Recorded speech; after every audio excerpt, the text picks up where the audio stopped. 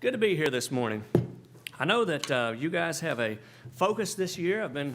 That's been shared with me, and I believe the focus has to do with growing and building a steadfast faith. And if you think about the idea of faith and the idea of belief, they're very intertwined. We'll talk about that in a moment. And right now I'm going to do what I forgot to do, which is say thank you very much for having me here. I'm terrible at introductory comments, but the hospitality that's been shown, the spirit of the group here, the care and concern for each other that I feel as I see you guys interacting, as I see you guys sharing in each other's pain and joy. I just want to say it's been a great experience to be here. So thank you for opening up your congregation and inviting us to come. So with that, let's talk about belief and faith. Now, the word for faith in Greek it really just means a very strong belief. In other words, one that you would never give up. Somebody could tell you it was false, they could offer evidence against it, but you already know it's true and there's no way you're going to believe that it's false. How do we get that level of belief? It's a very intense belief. How do we get that? Well, we're going to talk about that. Now, belief is a little less intense. If you think about something you believe, I believe it's going to be sunshiny the rest of the day. But if I see a cloud come across the sun, no big deal. I understand that I was wrong, right? So it's a less intense belief. But for the purposes of this morning, we're going to use them pretty much synonymously because of the passages and the context that we'll be using. So we want to talk about, Lord, help my unbelief. In Romans 12:2, it says, do not be conformed to this world. You know, that right there is hard enough, isn't it? When I go to work, when I go to school, I don't want to be the weirdo. But in some ways, that's what we're called to be. We can't talk like the world. We cannot speak as the world speaks. We have to use sanctified language, set apart language, language that's pure and good. I can't think like the world thinks. The things that they love oftentimes are things that God hates. And so I also hate those things that God hates. I hate sin. And so I can't let that into my life. That means I'm going to be weird at school, at work, wherever I go. Even among my friends, oftentimes, I'm going to be a little different than they are. So do not be conformed to this world, but be transformed. So, you know, transformed, that kind of makes you think of something higher, doesn't it? Not just a different form, be different, but be something higher. There's something that's better that I can aim for.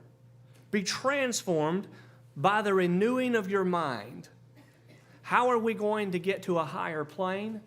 By changing the way we think. That's how. We have to change our thought patterns. All right? By the renewing of your mind, that you may prove what is that good and acceptable and perfect or complete will of God. The complete will of God. What does it mean to prove? How is changing the way we think to be transformed into a different kind of person going to prove God's will? It's going to show what God has, what God created us to be, what He has in store for us. You can be somebody much better than you would naturally be otherwise if you follow God's word, because He has some very different things in mind for us. So that kind of sets the stage of help my unbelief. A moment ago, the verse 1 Peter 4:4 was read, and I want to read it again from the Greek, the open Greek New Testament, because the words are a little bit less easier to understand. Because of this, they consider it strange of you not to plunge with them in the same flood of reckless indiscretion, speaking evil of you, and they heap abuse on you. When we're not conformed to the world, when we're different, you can feel it, and people treat you that way. So, there is every temptation then to be conformed to the world, isn't there? I remember there was a sermon given one congregation I was in on speech, and some of the parents brought up the question afterwards, well then, you know, if all of these words are off limits, what are my kids supposed to say when they're talking with their friends at school? It's a problem. It is. We're going to be different. All right, moving on. Lord, I believe. Let's turn to Mark chapter 9, which will be our text. If we turn anywhere else, make sure to keep your finger in Mark chapter 9, because we're going to see a man who had a large amount of pain. And the title of our lesson is actually taken from his words. This is something that he cried out to Jesus and pled with our Savior for, to help his unbelief. So as we are talking about building our faith this year, as you guys continue on that focus this year, I think it's important for us to look at this example. Jesus is, in fact, helping build the man's faith through this whole experience, as well as the faith of the whole crowd around him. So if it is your goal to grow your faith this year, this is going to show you a little bit about how to do it. Going to be an overview of how to grow your faith. All right. In Mark chapter 7, let's begin, or Mark chapter 9, let's begin in verse 14. And when he came to the disciples, speaking of Jesus, he saw a great multitude around them and scribes disputing with them. Now, we could just read through this text really quickly, but I don't want to do that. I want you to put yourself in the shoes of the people in the story, because that's where we're going to get the most good from it. So right now, we're going to stand in Jesus' shoes. We're walking up to the disciples. We see them, talking with the scribes who have made themselves Jesus' enemies.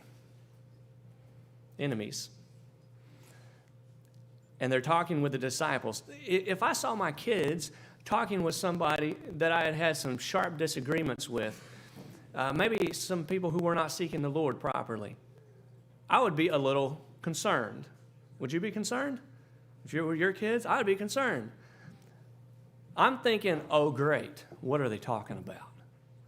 What are they telling my disciples? What are they telling my kids, my students? And how are my students handling it? How are my kids handling this situation? And how are these disciples holding up under the scrutiny of the scribes? And the whole crowd is surrounding them, so that always adds tension to the situation. Verse 15, immediately when they saw him, all the people were greatly amazed, and running to him, greeted him. And Jesus kind of steals the show. He's the main man with regard to the disciples and everything he's teaching. So when he shows up, everybody's like, oh, we don't care about their conversation anymore. Jesus, you showed up. We were just needing you over here in this conversation. Thank you for coming. All right. And so in verse 16, and he asked the scribes, first words out of Jesus' mouth, what are you discussing with them? What are you guys talking about? That's the way I would say it. He wants to know, how's the conversation going? It's not that he doesn't already know, but this is where his focus is. And you know, neither the disciples nor the scribes answer the question. Look in the next verse. Then one of the crowd answered and said, Teacher, I brought you my son who has a mute spirit, and whenever it seizes him, it throws him down. He foams at the mouth, gnashes his teeth, and becomes rigid. So I spoke to your disciples that they should cast it out, but they could not. So this son of his, this child of his, is having convulsions. There's another word we use. Anyway, he is having seizures. He's having a seizure. He's gnashing his teeth. That doesn't sound healthy. He is throwing himself down. He's writhing around on the ground. This is an awful, awful situation. All right. So let's keep reading. What's Jesus' response? Oh, does anybody know first aid? Can we stop him from writhing around on the ground? He's going to hurt himself. Look at him. Is that Jesus' reaction? No. Jesus' comment is of a spiritual nature, almost like the spiritual is more important. What does he say? O faithless generation, how long shall I be with you? How long shall I bear with you? Bring him to me. Faithless generation. Jesus sees that they need more faith. Jesus sees they have a vacuum of faith. Who is he talking to here? Is he talking to pagans? No. He's talking to God's people. The Israelites, that's who he's talking to. The ones who know the law, who practice it, who bring the sacrifices, who understand what it means to be set apart and cleansed so that they can come into God's presence. And they are the ones who do not have faith. I wonder if Jesus came today in the churches, would he say, not just to the world, would he say to us, "Oh, faithless generation"? I think he might say that to me. And maybe you think so too. All right, so, "Oh, faithless generation." The next thing he says is, "How long shall I be with you?" How long was Jesus' ministry? About 3 years. And then he was crucified. He was taken up into heaven after that, and he was no longer with them, was he? How long shall I be with you? I only have a very few months to impart to you this faith that you don't have, to teach you things that you can pick up on so that you can gain your faith. Oh, how long will I be with you? And then he says, "How long shall I bear with you?" And I don't know if you guys have the same phrase, but where I come from, we say, "I am sick and tired of putting up with you." That's really the feeling that Jesus has here. That's what he's imparting. How long shall I bear with you? How long am I going to put up with you? You need to have more faith. Verse 20, "Then they brought him to him, and when he saw him, immediately the Spirit convulsed him." I see I got ahead of myself earlier. It's at this point now that he actually has the seizure. They brought him to him. He saw him, and immediately the Spirit convulsed him, and he fell on the ground and wallowed, foaming at the mouth.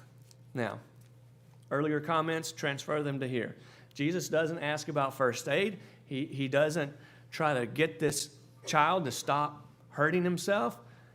He leaves that for someone else. Instead, he asks a question. How long has he been like this?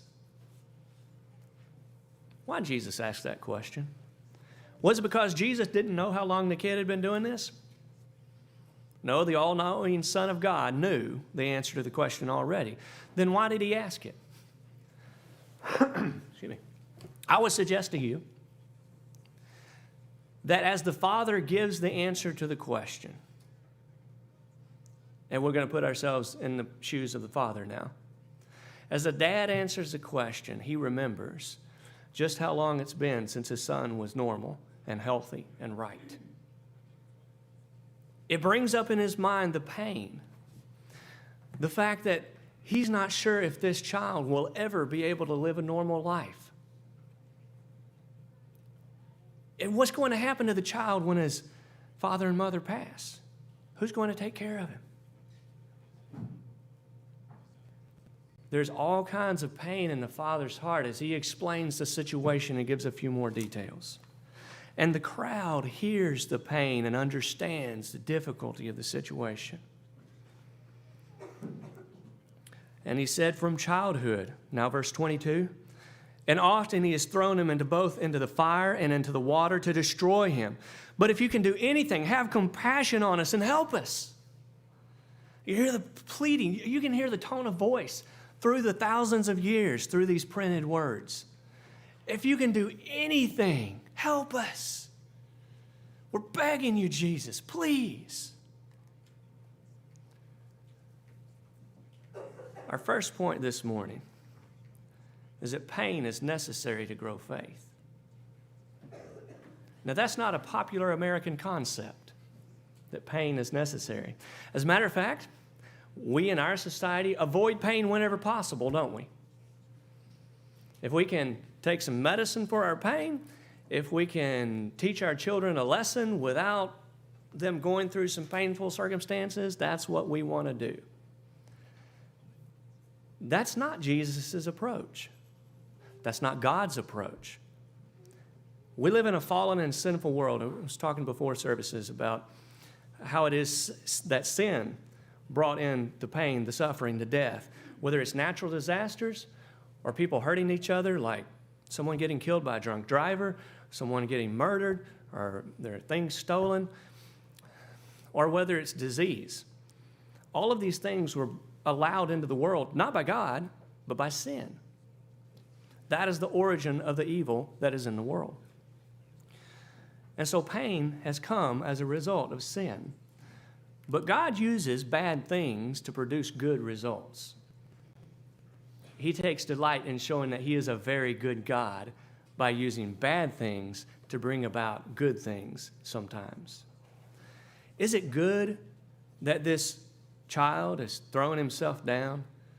Is it good that he's having seizures, convulsions, gnashing his teeth, that the Spirit's throwing him into fire and water, and there's a concern that he's going to kill himself, or the Spirit's going to cause him to kill himself this whole time? Of course not. That's awful. And we live with many awful things in our world today, don't we? But it is from those awful things that we realize that we need God. It is from the brokenness and the sin in this world that we realize we need to reach for something higher and better, something more solid than this transient life with all of its troubles. It's those troubles in life that make me look forward to heaven and long for that. But to our current point, pain is necessary to grow faith. Let's keep reading just a moment and I'll explain. Jesus said to him, "If you believe, all things are possible." Now, Jesus healed many people on many occasions without requiring faith. So why did He require faith on this occasion? Why did He ask? Well, do you have faith? Because that's what you're going to need for your son to be healed. I think He's teaching us something. I think He's teaching that man, so that father, something. All things are possible to him who believes. Immediately the father cries out with tears, "Lord, I believe." And we're going to see the next part of what he says in the next point of the lesson. So we're going to pause there right now.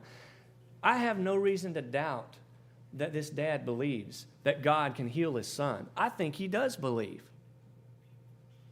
And as you try to grow your faith during this coming year, are you trying to do that because you don't believe in God? Of course not. You do believe. That's where this dad is. He did believe. All right? Do you see that he would never have cried out and begged Jesus for the next thing that he says, help my unbelief? He would never have cried that out if he didn't have this pain in his life. You see that? When everything's going fine, I don't need to change. I don't cry out to God, "Lord, please help me." No, it's when things are awful. That's when I cry out to God. It's when it's difficult to deal with the kids. It's when my wife is unhappy. For her, it's when I'm unhappy. It's when the finances are difficult. It's when the car breaks down and then the other one does too. It's when crisis comes. That's when I cry out to God. And you're the same way. In Ecclesiastes chapter 7, verse 14, the preacher, Solomon, tells us, "In the day of prosperity, be joyful, but in the day of adversity, consider." Ecclesiastes 7:14. And then he says something very special. God has appointed one as well as the other. There's a reason for adversity. That is so we will consider. There's a reason for good times, prosperity. That's so we can be joyful and thank God. God wants us to be happy. He wants us to have good blessings. But unfortunately, we don't seek Him in those times. So He also allows us to go through adversity so that we can consider. So pain is necessary to grow faith. If we were to look over in Hebrews 12, we would understand we need to embrace this chastening of the Lord. And then, as I look at the Father's comments, and I imagine myself with one of my children in that situation, I realize that the Father is helpless. Men love to fix stuff. I don't know if you know that. You probably do. If my wife says, "The sink is clogged," I don't hear a comment about what's happening in her life. I hear a call to fix the drain. Well, us men love to fix things. And so this man's child is sick. What does he want to do? He wants to do something to get his child healed. pay a doctor, take him to the doctor, take care of him himself, something. And I'm kind of a fix-it guy on that too. Oh, you have a long scratch? Let me look at that. I think I can put staples in that myself. We're fine. We don't need to go to the doctor. I want to fix it. And if we do need to go to the doctor, appendicitis, I didn't do that surgery at home, just so you know. We took him to the doctor, right?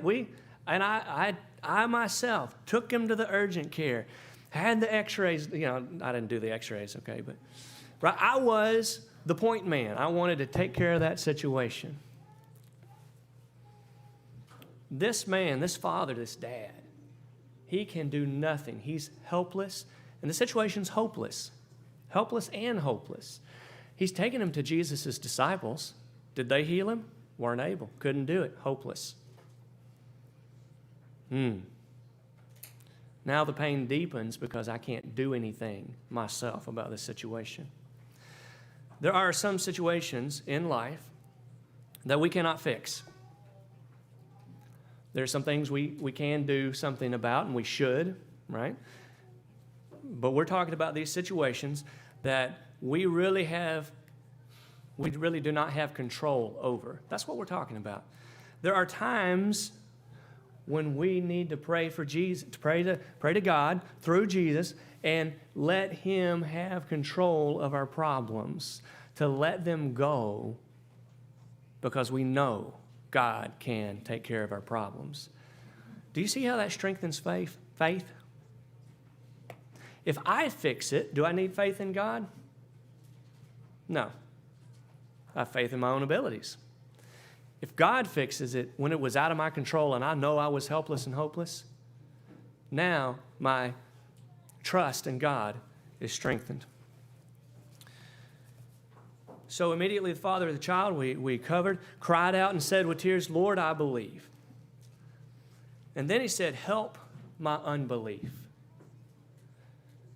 Was he lying the first time or the second time? Neither, right? Because faith is not a light switch. It's not on or off. It's not 0% or 100%. Faith comes on a scale. We have a certain amount of faith. Matter of fact, sometimes we have more faith in one situation and less faith in a different situation. And so faith is on a scale. And so when the man cries out, "Lord, help my unbelief," do you think he believed that God could heal his son? Yes, he knew God had that power. Do you think there might have been some doubt in his heart as to whether he was going to take home a healed son or a still demon-possessed son that day? I think there was some doubt in his heart. And so he cries out, "Help my unbelief. I've got a problem here, and I need your help to have the kind of faith that I should have." Well, that ties in perfectly with the... I think I messed my remote up. That ties in perfectly with the theme for this year, doesn't it? The theme this year is basically, help my unbelief. Help me to strengthen and grow a stronger faith than I've ever had in the past. Oh, good, it's working.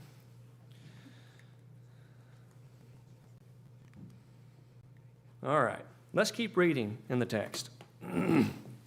Mark chapter 9, we got down to verse 25. When Jesus saw that the people came running together, he rebuked the unclean spirit, saying to it, "Deaf and dumb spirit, I command you, come out of him and enter him no more." All right, here's the moment we've all been waiting for. The pain is there. The father is helpless. He's hopeless. The crowd has gathered. They are feeling the same things the emotions of this whole situation.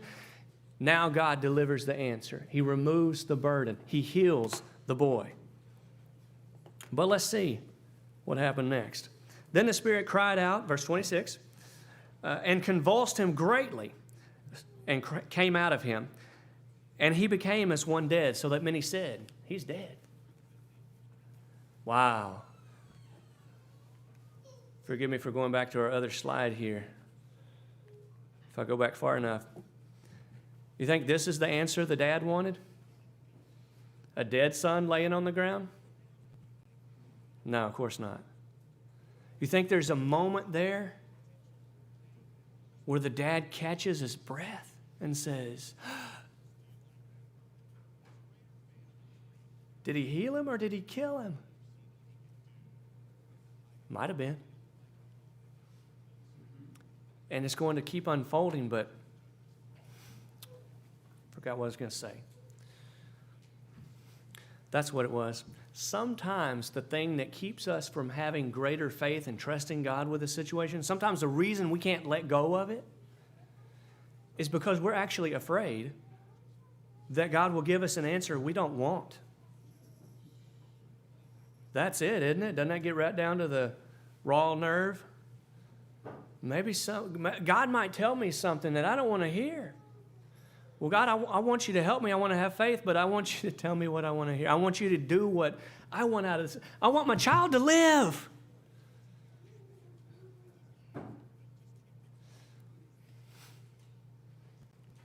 We need to be willing to accept the answer that God gives.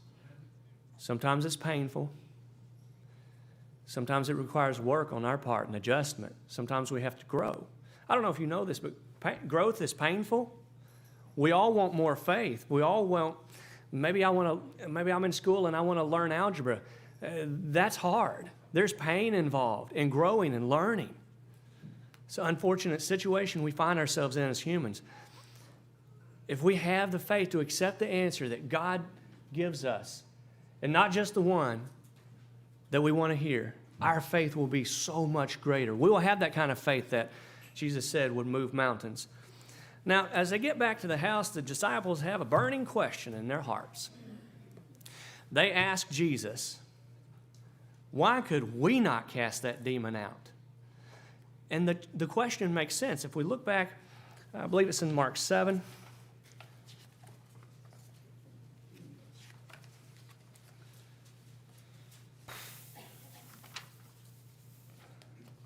Anyways, earlier in Mark, and I believe it is chapter 7, Jesus has already sent them out on the limited commission. And as he did that, you know what he told them to do? Cast out demons. Preach. The kingdom of God is coming, right? They've already been casting out demons, so you can understand the logicalness of their question. Their question is, why couldn't we cast it out? We've done this before, but now we couldn't do it this time. What gives? What's the difference, Jesus?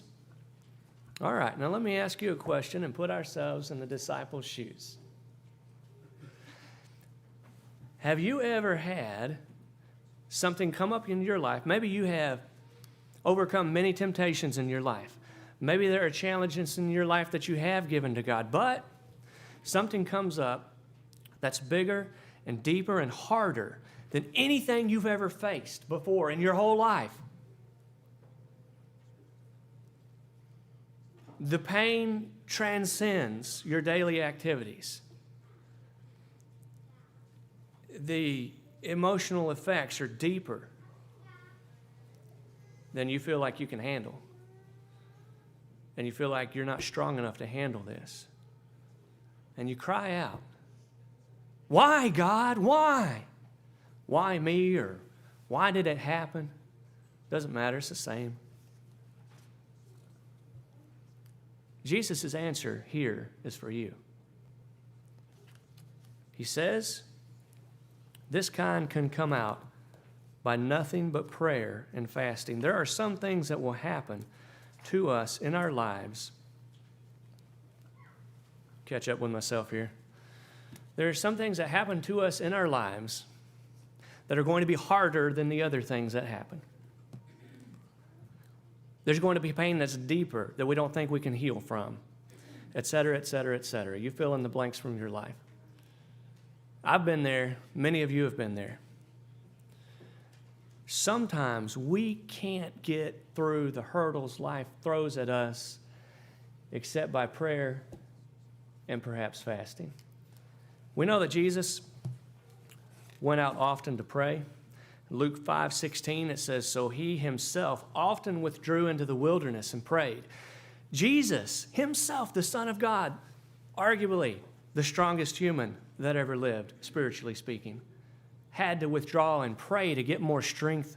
He needed to tap into God's strength. And we're going to have to do the same thing. We're going to have to draw near to him, James 4, so that he'll draw near to us. Let's talk a little bit about fasting. Fasting is throughout the New Testament. It's not just an Old Testament thing. Cornelius said, 4 days ago I was fasting until this hour, and at the 9th hour I prayed in my house, and behold, a man stood before me in bright clothing, and that's when the angel told him to go send for Peter. So Cornelius is fasting before he's saved, trying to seek God. When they appointed elders in every church, they prayed with fasting in Acts 14:23. But I want to look in Matthew chapter 16, verses 24 and 25. And this is a difficult passage, so brace yourselves. Has far-reaching consequences into our daily lives and our psyche, our hearts. Acts chapter 14, verse 35, or Matthew chapter 16, verse 24 and 5. Then Jesus said to his disciples, if anyone desires to come after me, again, that's what our focus is on this year, isn't it? Coming after Jesus, having stronger and deeper faith. Well, if you really want that, here's what you're going to have to do. Let him deny himself, take up his cross, and follow me. Accept the pain that you're in. Accept the burdens in your life and the affliction that you're living with. Pick that cross up. Accept it. And go ahead and with those burdens, begin to take one step forward and another step and another step. And follow Jesus through the pain, with the pain, in spite of the pain. In verse 25, it says, whoever desires to save his life. You want to save your life? If somebody plunged your head underwater, would you struggle to get up? I would. We're speaking spiritually. If anyone desires to save his life, he will lose it. You will fail to save your own life, spiritually speaking, and in many other ways as well. You will fail. This is that hopeless, helpless condition the dad experienced. All right? But whoever loses his life for my sake will find it. Total surrender. I'm told in Navy SEAL training, at the end of the training, they team up in pairs. They go out in the ocean. And one partner, one teammate, will go into the water and breathe the salt water of the ocean into their lungs. And the other partner, who's been well-trained and practiced many hours on this procedure, will pump the water out of their lungs and resuscitate them.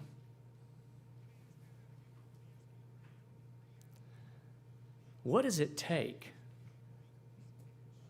to breathe the water into your lungs, knowing that God, in our case, in our parallel, will save you?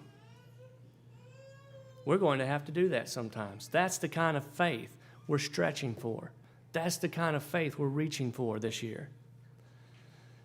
So whether it's denying yourself of food and fasting, or something else in your life, giving up something that feels like giving up life itself, this is what is required to follow Jesus. Now, we're all at different points on the spectrum, all right? And I say these words to illustrate and to hopefully inspire you to reach for a higher level of faith, a higher level of self-denial, a higher level of reliance on God this year. But I want you to know that success looks like just reaching a little farther than you have before, okay? There's no absolute standard that you actually have to drown yourself, okay? That's not the point here. The point is stretch a little bit, grow a little bit, reach toward God, and He'll reach toward you. All right. In Hebrews, no, that's not even supposed to be on there. All right. In closing, I'd like to say that as you look forward to this coming year, try to develop greater faith than you have ever had before. It doesn't have to be the faith of the person sitting next to you. It just has to be greater faith for you. Stretch yourself a little bit. You remember Esther? she was told by her uncle Mordecai, who knows if you have come to the kingdom for such a time as this? And she said, well, I don't know if you've heard, uncle, but when you go in the throne room, there is but one law. You are put to death unless the king extends his scepter. And he says, hey, you're in the royal position. This is your job to do. She says, okay, I'm going to do it. And if I perish, I perish. She has the attitude, if this costs me my very life, I'm going to do what God has equipped me to do in this situation for his people. I want to make the point, you can be Esther. You can be all of the heroes of faith that we read about in Hebrews 11. God has not called us to sit in the pew and be complacent. God has called us to be one of those heroes of faith. That's why that chapter is there. It's for us to grow and to stretch and to reach out and to do that. You can be Elijah or Isaiah who said, here am I, send me. You can also be Elijah. Jezebel had sent out basically a death sentence to him. She had vowed that she would put him to death. And he is under a broom tree and he prays that he would die. He said, it's enough, Lord. I've lived my life. I'm ready to die. Later on, God comes to him and asks him, what are you doing, Elijah? He says, I have been very zealous for the Lord of hosts. For the children of Israel have forsaken your covenant, torn down your altars, killed your prophets with a sword. I alone am left, and they seek to take my life. Can you feel, again, the desperation, the fact that Elijah is ready to give up on his faith? You feel that? And, of course, God reminds him, I have 7,000 men who have not yet bowed the knee to Baal. And then he gives him his missions. And Elijah picks himself up off the ground, and he goes and he takes actions that will change the course of the northern kingdom of Israel's history and the history of Syria for all time. Because of his faith. He walked through the shadow of the valley of death, the valley of the shadow of death, and was able to still do what God had for him to do. Maybe that's what you can do, too. So, if you are here today, I want you to understand that God has called you to have extraordinary faith for the extraordinary times that we live in. And I think if you think about what's going on in our world today, you will realize that more and more desperate times are coming for Christians, and we need greater faith. We need someone who will stand up for what Christ really is all about and speak that into our world today. If you need to make your life right with God, if you have sin, if you need to purify yourself, if you need to start over and be righteous before God, we would love to help you do that. Let us know if you need help as we stand and sing.